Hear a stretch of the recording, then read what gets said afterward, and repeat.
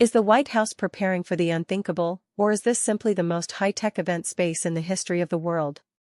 President Donald Trump just pulled back the curtain on a massive construction project that is being sold as a new ballroom, but the blueprints tell a story of a hardened, 6-story deep military-grade bunker that looks less like a dance hall and more like a fortress. Before we continue, if you want to stay on top of everything happening in US politics, hit that subscribe button right now and leave a like. It really helps this channel grow and ensures you don't miss our deep dives into the stories the mainstream media often glosses over. The project, which is currently underway on the White House grounds, is far more than just a place to host guests. According to the president, this structure plunges 6 stories into the earth. While a standard ballroom would be built flat on the ground, this facility is being constructed with thousands of pounds of reinforced concrete, 4-inch thick bulletproof glass, and, in Trump's own words, impenetrable steel. But why go so deep? The president has been open about the security threats facing the nation's capital. He specifically pointed to concerns following violent incidents that have rocked the D.C. area.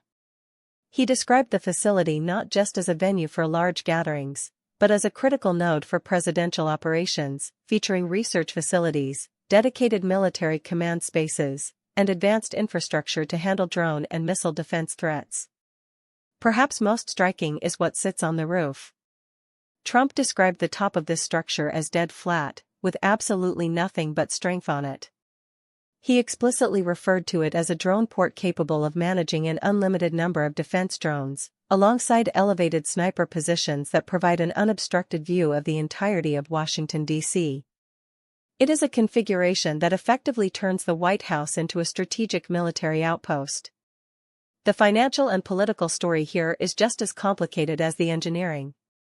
While Congress has been debating funding for various White House and Secret Service security upgrades, the Senate parliamentarian recently rejected a $1 billion request that included the ballroom project.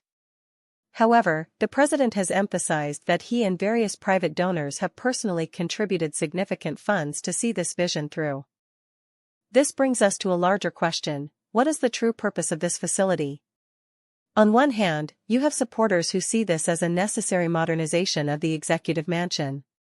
Given the current geopolitical climate and the persistent threats against the president, the argument is that the White House must be able to sustain operations during a crisis, whether that crisis involves a kinetic attack or a technological threat from the sky. On the other hand, the project has faced legal pushback from historical preservationists who argue that the demolition of parts of the East Wing was unauthorized. This legal battle is still playing out in the courts, casting a shadow of uncertainty over the project's final form. Regardless of the lawsuits, the construction continues, and it is undeniably moving forward at an accelerated pace as the nation approaches its 250th anniversary in July. Beyond the bunker, the president has also been busy with a wider beautification push across the city. From restoring the iconic fountains in Lafayette Park to refurbishing landmarks across the Capitol, there is a clear effort to restore the grandeur of Washington. But it is the fortress-like ballroom that captures the imagination. It represents a shift in how we view the White House, not just as a symbol of democracy, but as a secure, hardened facility capable of standing up to modern warfare. As we look at these photos and the progress on the ground, we have to ask ourselves, are we seeing the future of the American presidency? A presidency that is physically and technologically fortified against the realities of a changing, and increasingly dangerous, world. The level of detail from the depth of the underground floors to the strategic placement of sniper nests suggests that the days of the White House being an open landmark might be ending in favor of a facility built for the survival of the executive branch. So, what do you think about this? Do you believe this is a necessary upgrade to protect the leader of the free world, or do you find the idea of a deep underground military bunker inside the White House grounds concerning? Drop your opinion in the comments below. I read every single one.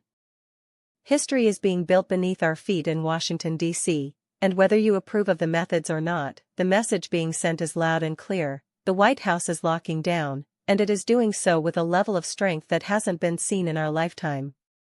Stay tuned, because as this story develops and the litigation continues, we will be here to break down every update. Thanks for watching, and I'll see you in the next one.